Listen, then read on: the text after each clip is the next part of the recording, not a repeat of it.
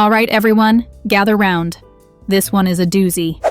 Today, I've got a letter that'll make your morning commute feel positively mundane. So grab your coffee, or if you're like me, your wine, and let's dive in. This comes from a viewer who calls themselves Anonymous in the elevator. Mysterious, right? I mean, if that doesn't scream something scandalous happened, what does? It all started one Monday morning in a high-rise downtown, a day as ordinary as days can get. Anonymous was running late, tucking a croissant between their teeth, fumbling with an iced latte, and juggling a work bag that may or may not have also contained yesterday's emergency snacks. You know the type of morning where existing feels like an Olympic sport? The elevator doors open, and who should step in but someone Anonymous describes as the most devastatingly attractive human to have ever graced floor 7. He's tall, dark hair, smells like success tangled with bad decisions. You can practically hear the romance novel cover cueing violins in the background. They lock eyes, but not before Anonymous tries to rearrange their undoubtedly croissant-flavored expression into something remotely flirtatious. Spoiler, crumbs are not seductive. He chuckled. She blushed. And let's just say, this elevator did not need a close door button for sparks to fly. By floor 3, conversation had transpired.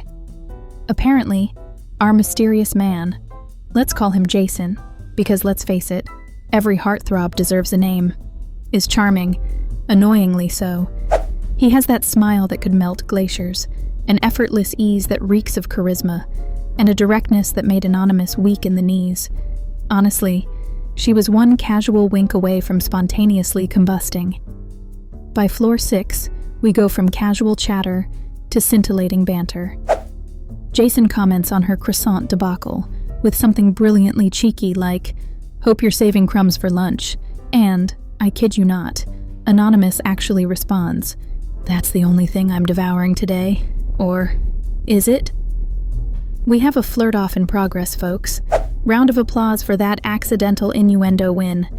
Floor 8 arrives, but before Jason steps out of her life, and I am absolutely guaranteeing she's already mentally scripting her wedding vows, he casually tosses over his shoulder, "Hey, floor 14's got the rooftop cafe. I think we're both due for a better latte."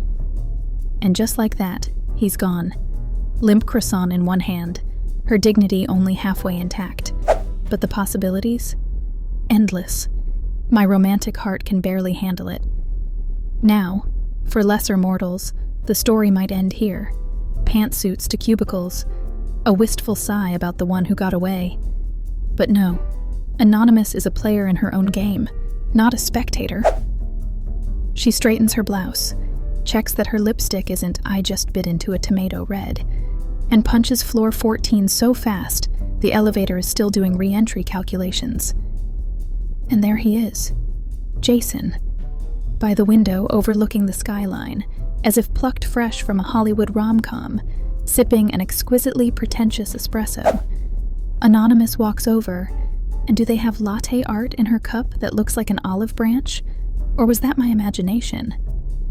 Anyway, the vibe they're giving each other transcends caffeine and approaches planetary alignment.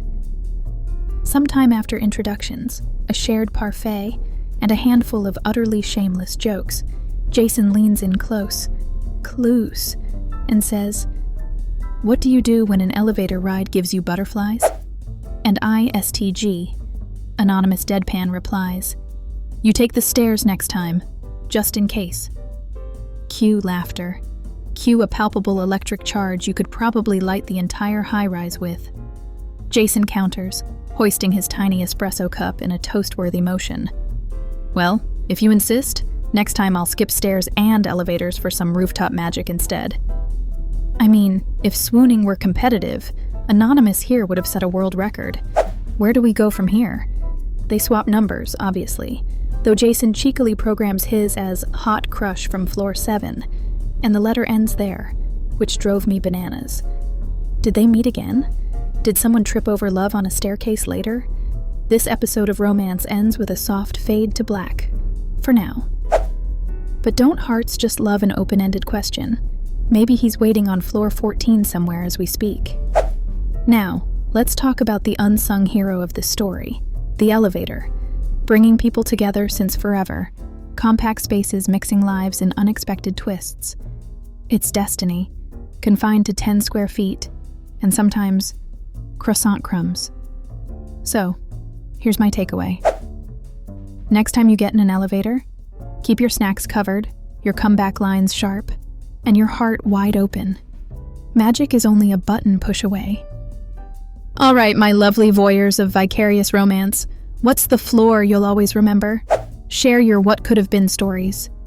Maybe anonymous reunions are more common than we think. After all, the best stories aren't the ones you plan for, but the ones you share after.